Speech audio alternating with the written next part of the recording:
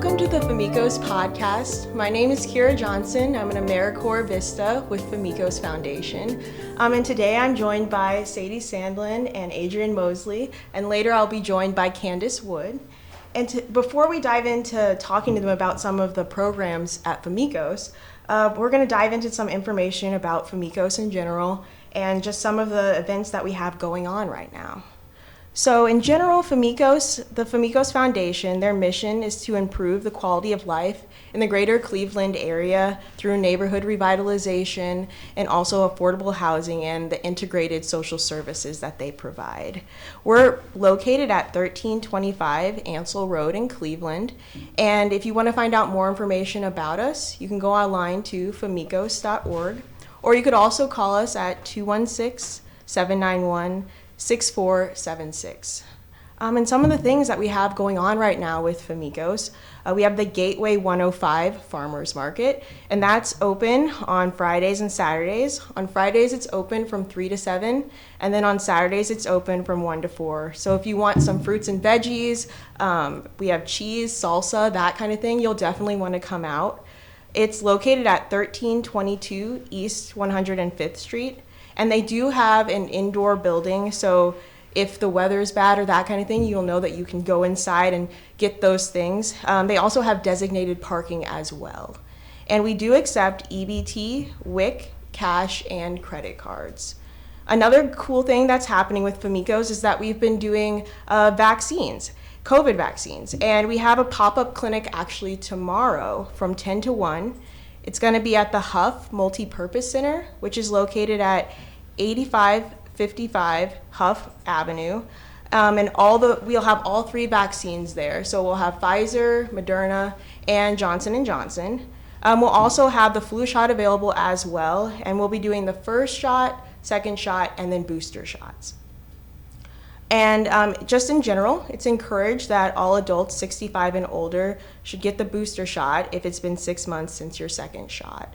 And as well, all adults who are at high risk of severe COVID due to underlying medical conditions, or just adults who are frequently in positions due to their job where they could be exposed to COVID, should also get their booster if it's been 6 months since their second shot. And in general, also, Pfizer is now approved for children 5 and up. Another cool thing that's happening with Famicos is we have an expungement and vaccine clinic that's going to be going on in December, on December 11th. And that will be happening from 9 to noon at the Glenville Rec Center. And that is going to be good because if you have any outstanding warrants, or if you feel like those things are holding you back from moving forward and that kind of thing, we can definitely help you. Our legal team, they'll be able to seal minor criminal records, and they also will be able to help with some outstanding warrants as well. And those services are provided for free or for minimal cost, and so they can be done pretty quickly. So now I'm going to turn to my guests, Sadie Sandlin and Adrian Mosley, and they're from the Tax Lab, and I just wanted you all to introduce yourselves and kind of talk about what types of services your program provides. Wonderful. Well, I'm Sadie Sandlin. I am the site coordinator for the VITA program we run here at Famicos Foundation as part of the Earned Income Tax Coalition here in Greater Cleveland, or in Cuyahoga County is more of the term they utilize. And for Famicos Foundation specific, I'm the program manager. I'm Adrian Mosley, site coordinator at Famicos as well. And the tax program is big for us, so we enjoy doing that program, and it's a big aid in the community as well. What types of services do you all offer people? Okay, first and foremost, we have an array of developmental services, different things like that. But my main goal is the tax program. The tax program is year-round with Famicos. We're one of the, I think it's 3 sites, I'm not sure, that's open from January through October the 15th. A little longer because of COVID-19. And we also do shoes and clothes for children. We distribute about 3 to 4 times a year, and lease to purchase homes. We're into low-income housing and renting, to different individuals within the community to help them further their progress in the community.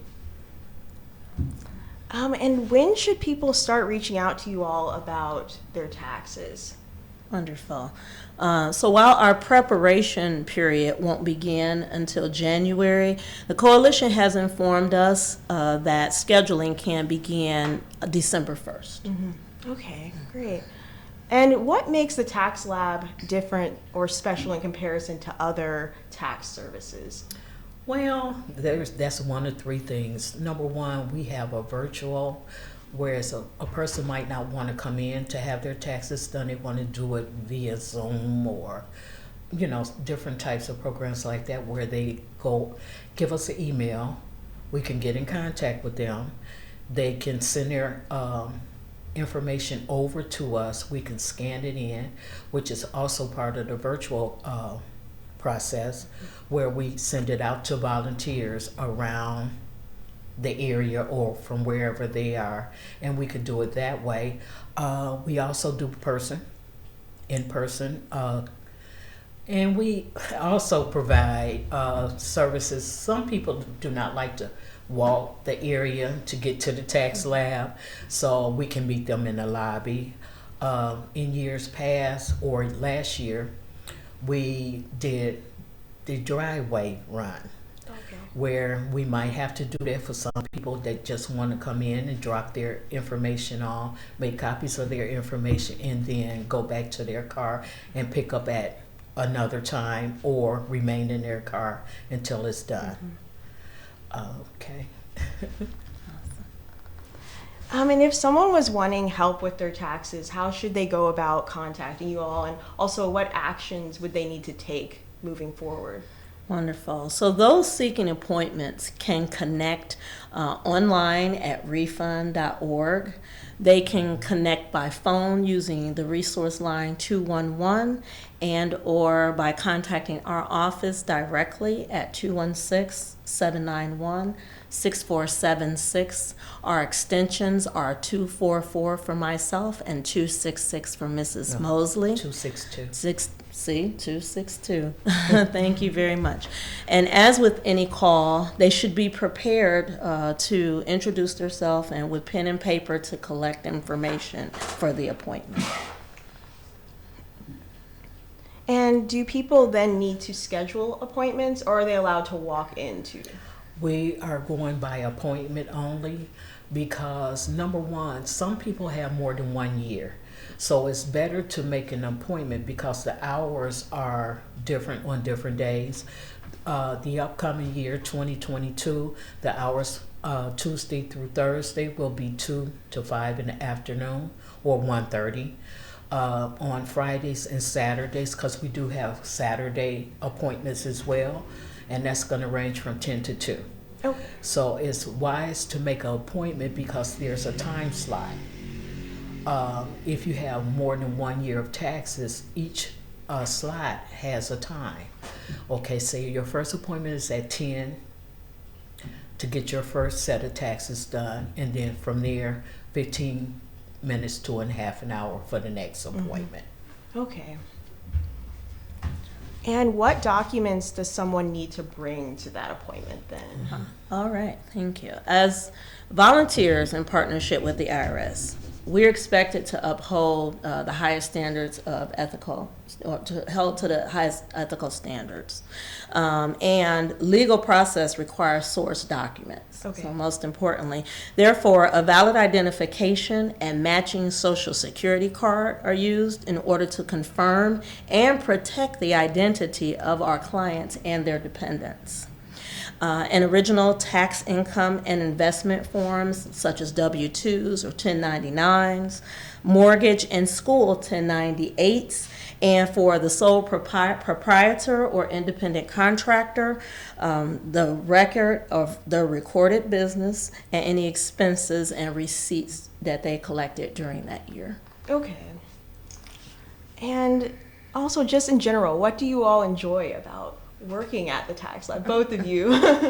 Well, that can stem for a difference of amount because you have seniors. Seniors need a little bit more care at times with doing their taxes, why they have to do them, because you know they're on Social Security, and in past years they never had to file their Social Security because it wasn't recorded as an income. So now that they have stimulus, child tax credits, and different things like that, they have to file a return in order to get those products from the government. So I like working with the seniors more so anybody else because they want you to take that extra time just to explain to them why they have to do something that they have never had to do. Yeah. For me, it's always enjoyable because we always get that first time person who's experiencing taxes for the first time ever, whether it is the youth that has obtained that first job and they're learning what taxes are all about, or whether it's a spouse who maybe their spouse who has passed had always handled that side of business and they've never had to do it before. We get an opportunity to meet with them one-on-one, educate them about what the process of taxes mean and how to capture that information on all areas, from as far back as the W-4 on through to the tax filing. And about volunteers, are there any volunteer opportunities that are going on right now? Yes, I have my cheat sheet, so I don't miss anything. So yes, this year we seek to recruit at least 5 volunteers with a willingness to learn. We ask that you plan to give us 3 hours of each day based on our schedule and the days that they choose. They do get to choose that. With enough volunteers, the work pace is always the most comfortable. What they get is they'll work from a personal assigned station with individual materials with some personal protective equipment as needed. They receive daily orientation. They have us on site as site coordinators to answer any questions they may have and to walk them through any process, which soon really for them becomes second nature. The program offers continual education credits, free meals, quality time, and a transferable skill that lasts a lifetime. What they provide is a free service to those who need it most at tax time.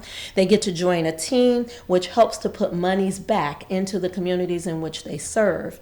And they also become an example of someone in the community who cares. That's great, yeah. And I guess you did kind of answer like what would be beneficial for someone in doing that. Are there any other things that you feel like you've seen people in the past as volunteers like come away with that was really beneficial? Well, going with the changes of today, the volunteers get to learn firsthand on what's out there as far as programs are concerned, the different tax laws, and they might have a group of people at a church or something that they can explain what the benefit is of doing their taxes, doing it in a timely basis, what the penalties are, and different things like that. So I think, that's very beneficial, especially to the community, because they're getting firsthand information on what could or would be. So, yeah. That's great, yeah.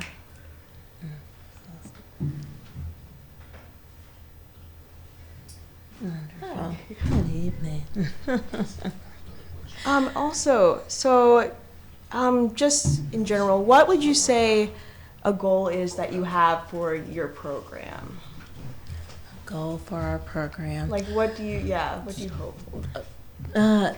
To better connect consumers' understanding of how tax law and paying their taxes build into being a part of the community in which they reside. Because that's the connection I think that most people miss when they say IRS. They don't understand that it is a service, but it's based on an internal revenue code, which plays a big role in the services which are generated within each community. That's great, yeah. And now we're joined by Candace Wood, who is part of the Home Ownership Resource Center, and you're here to discuss that. Yes. Could you just start by introducing yourself and what you do and what types of services HRC does? Sure. First, I want to say thanks for having me. It's a delight to be here. Looking forward to it. A little nervous, but we'll make it through. So my name is Candace Wood. I'm the manager of the Home Ownership Resource Center at Famicos Foundation. And the types of services that we provide include, a holistic approach. So counseling services surrounded with the idea that we're providing financial wellness for the client as well as, their household to put them in a better financial space and situation. So specifically the services we provide are pre-purchase home ownership counseling. And that would include, assisting them with navigating financing options for a home, as well as looking at any down payment or closing cost assistance programs that are out there, in and around Cuyahoga County to assist them with that home ownership goal. We also do post-purchase counseling. So, it's important, of course, to, help the individual get into a home, but also helping them understand what comes with home ownership. So continuing that support with them. So even though they may be coming through for, counseling for the home ownership, once they buy a home, that doesn't mean that ends their relationship with us. We're still there to provide services and programming for them to assist them and kind of be, that trusted partner during that time of home ownership. Also, we provide financial education and financial coaching, which would include, creating a budget, looking at their monthly cash flow, helping them to establish a savings plan. A higher level goal from that would be, connecting them with someone to help them learn how to do, some investing. So once we get over, we start to establish that, they do have an opportunity to save. There's money in their budget. We help them with that. And then once we start that savings, then, some folks decide that they want to move forward with looking at, maybe investing in Roth IRAs and things like that. And so we would help them, connect with those services and make those determinations. Another piece would be credit assessment. So looking at improving their credit, as well as helping individuals establish credit. Whether it is for the purpose of purchasing a home or just because they want to learn more and, have a better credit profile. Because as we know, in our society today, much revolves around credit, right? Yeah. So, it's so important to make sure that we, again, provide that service to help them be, in a strong position with looking at other, opportunities and services in the community. Rental affordability counseling is something else that we offer, as well as eviction and foreclosure prevention services. That's great. And are there any qualifications that someone would need for eligibility for these services? So, in general, we're open to anyone who needs assistance, any of those areas. So if they're looking to purchase a home, they need help with, their financial situation. Maybe they have a landlord-tenant issue, or, rental affordability situation, or they're facing eviction or homelessness. We're there to help. So in general, no. They don't need to, there's no specific criteria that has to be met in order for them to come to us for help. We're here, okay? Now, there are some of our programs specifically, say something like our Eviction Prevention program, which provides financial assistance to those who are in a situation where they may be facing eviction. A program such as that would have specific requirements that they would need to meet, but in general, the majority of the individuals that we see meet those criteria. So I wouldn't, I would suggest that someone not self-eliminate. Yeah. Come see us, talk to us, we'll make that determination. Mm-hmm. Yep. If someone was wanting to utilize your services, how should they go about connecting with you or contacting you? So, many ways to get in contact with us. We're right there at 1325 Ansel Road. So they can always, come in person to schedule an appointment. They can also call our main office, at the 216-791-6476 number, or they can visit our website. So the website is www.famicos.org. We're actually in the process of establishing a new web address to make it a little simpler. So until that's established, I don't want to give that out, but they can also email to helpwithhousing.org. Okay, thank you. And what would a meeting look like if someone was meeting with you? What would that look like? So, each individual is going to be different. We do have, a basic plan of action that we try to follow to make sure that, again, we're, assessing. So I like to use, like a doctor's appointment analogy, right? So you have your scheduled appointment, you go in, you tell us your symptoms, Yeah. right? Or what issues or problems you're having, and then we work with you to create a prescription, right? Or a treatment plan. Okay, so we would, have a discussion, much like any other counseling session. It's really a fact-finding conversation, and also a conversation to help the individual become more comfortable, with us and with, sharing sensitive information, because it's tough to talk about your finances, or when you're in a really tough situation, where oftentimes nobody knows what you're going through. Yeah. Because you make it look okay, right, on the outside. So it's just, kind of peeling back those layers, being comfortable in that space with the counselor, and then just going through, like I said, talking about what are the problems that they're facing, what are their goals, what do they want to accomplish, because essentially we're there as a coach or a partner in the journey to help guide, and, help correct and redirect, right? We're not the driver. They're in the driver's seat. It's their life, their journey. So we would go through, put together a budget. From that budget, we would determine, what their monthly finances are like, establish, a plan of action for creating a savings plan. If that's something, one of their goals. Looking at also putting together an action plan. So out of that action plan, we would, itemize the goals. And then we would go through and say, okay, well, looking at time frames, we'll establish, what's the estimated time frame, to which you should be able to achieve that goal if we stay on track, Yeah. It's not rigid. Again, they're in the driver's seat. Life happens. Yeah. No embarrassment, no judgment. We operate within a no judgment zone, right? No problem is, too big or embarrassing. We'll take you where you are, meet you where you are, and we work from there. Yeah. And what are your goals for this program?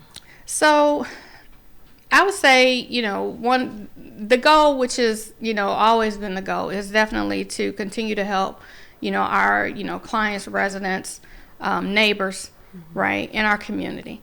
So, within the service area that Famicos has traditionally serviced, as well as, looking at, individuals that are in our county, in Cuyahoga County, who need assistance. So just making sure that we're helping to help, individuals, families become, stronger financially, as well as increase home ownership, right, especially among our, Black and brown community. The numbers have dwindled significantly. We haven't really progressed in that area since the 1960s. We were at about the same level, I think, a couple of years ago or a year ago. And then through the pandemic, or through the housing foreclosure crisis that happened, back in about 2008, around when it started, we suffered. And it's so important that we, continue that effort to increase the home ownership numbers, as well as our financial wealth gap. That has increased significantly. And so, just being a good resource there to, again, give individuals the tools, the education, the support, right, the hope that they can improve their situation, whether they are, currently, in an unstable housing situation, we're here. Yeah. And kind of going off of that, what would you say are the benefits of owning a house over renting one? So, there's many benefits, and that's a question that, in working in this area, I've heard that before.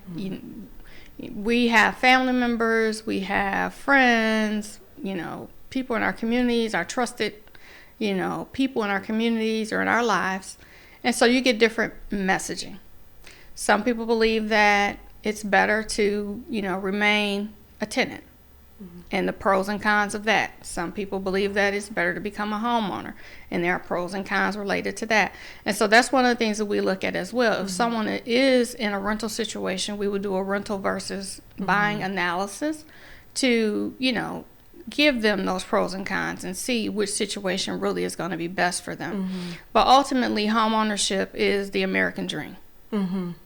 Right? We all want to, or we all are entitled to, owning a piece of America. So with that, I would say, the home ownership piece is important because it gives you an opportunity to build wealth. It's an asset, so there's many things you can do with your home. If you own it outright, you can refinance it, take money out, send kids to college, pay off other debt, save it for retirement, or even use your home as part of your retirement plan, right? If you're a tenant, you don't get that option. You're paying, we have to pay to live somewhere. We all have to pay to have a roof over our heads in general.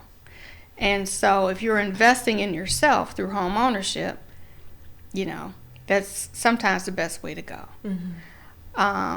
Another pro of having a home is that you have stability. Right? So, your payment will stay the same. Your expenses generally stay about the same.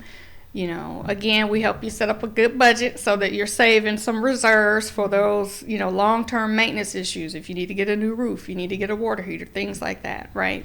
So we have strategies that will teach, the individual to help them be stronger in that area. But ultimately, the long-term expense of being a tenant versus owning a home is much higher, and you don't get anything from it. When you move out of that rental property, you take nothing with you but the belongings you put inside of it. Right? So you got the long-term wealth, you've got the generational wealth, so you can pass that home on to your family, right? So that then they could utilize it as an asset in their lives as well. So, yeah. And could you possibly share a home ownership tip for any of our future clients that may be listening? Well, let's see. Home ownership tip. So I would say, I'm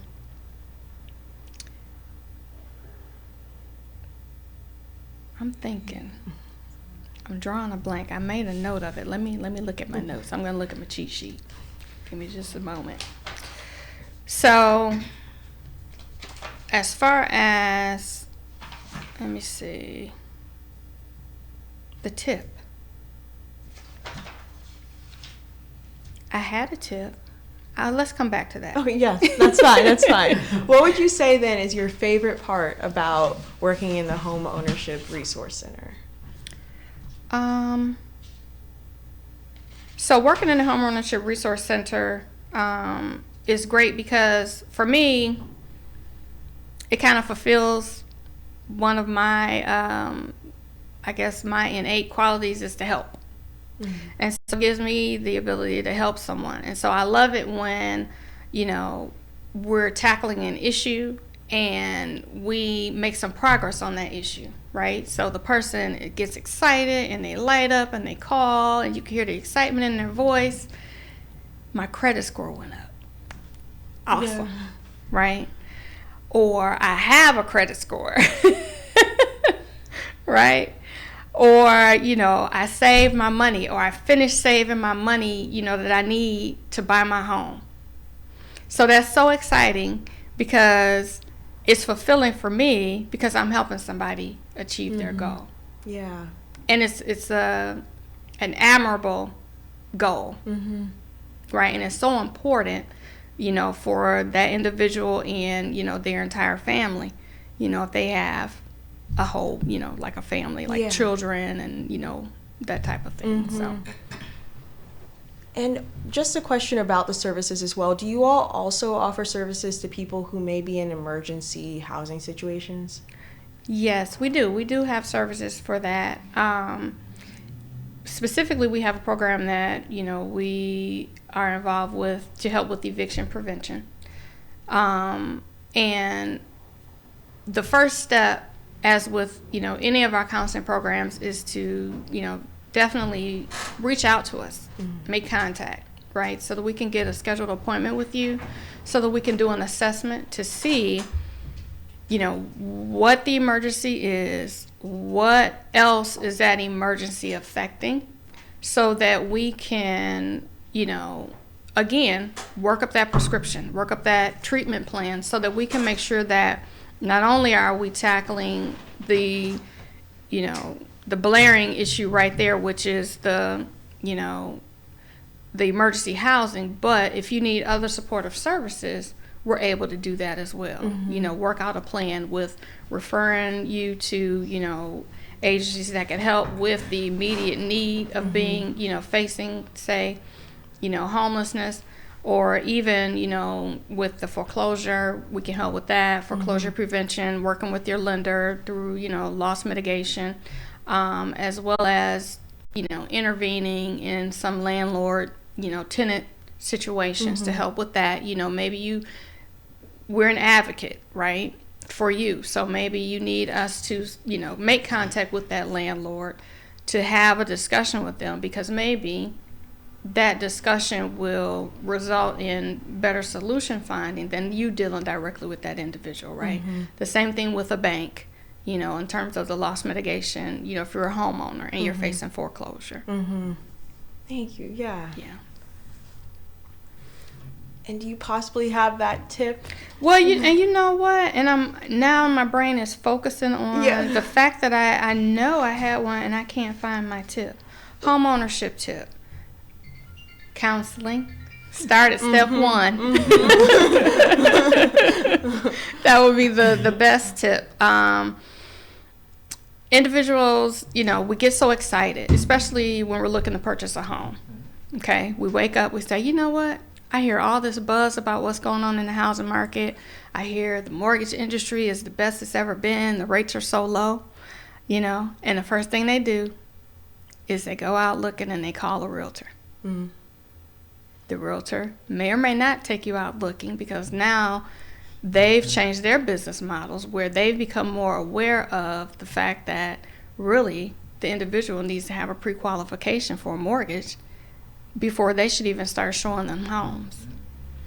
So, and that has taken some education in the industry as well, coming from the housing counseling side, because you have, as an individual, you have to be ready. The house is going to be there. The price is going to be the price. All of that is going to stay the same, no matter if you can get a mortgage or not. So you have to be ready. So the best way to get the individual ready is with a housing counselor. So you want to meet with a housing counselor first. Go through, set up your prescription and your treatment plan, right? Work through whatever those issues are, so that when you do take the second step, which is speaking with a loan officer, because then they're also going to do a diagnosis, so to speak, of your financial situation. Hopefully with your work with the counselor, you have eliminated much, if not all, of whatever the barriers would have been for you being approved for that mortgage. It just makes for a smoother process. The loan officer is not the first person, or is not the individual that is going to really sit down with you and go through your credit report and say, this is how this is what we need to do to work on this. They're not the ones that's going to set up a budget when they tell you, based upon my calculations, you can't afford this home that have now, you've gone under contract for. So lots of times people will go out of order.